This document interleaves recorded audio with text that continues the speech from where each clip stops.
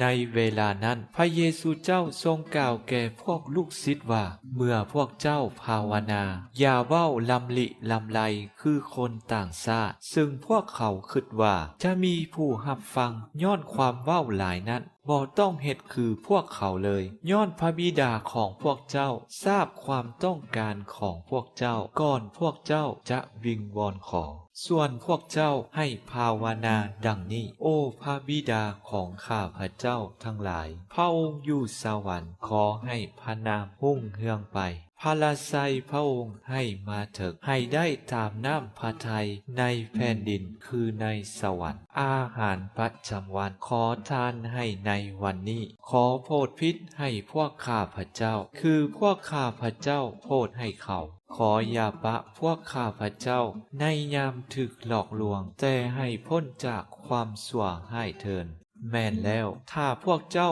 โปรดความผิดให้ชาวมนุษย์พระบิดาของพวกเจ้าผู้สถิตอยู่สวรรค์ก็จะโปรดความผิดให้พวกเจ้าด้วยแต่ว่าถ้าพวกเจ้าบ่ยอมโปรดความผิดให้ชาวมนุษย์พระบิดาของพวกเจ้าก็จะบ่โปรดความผิดให้พวกเจ้าเลย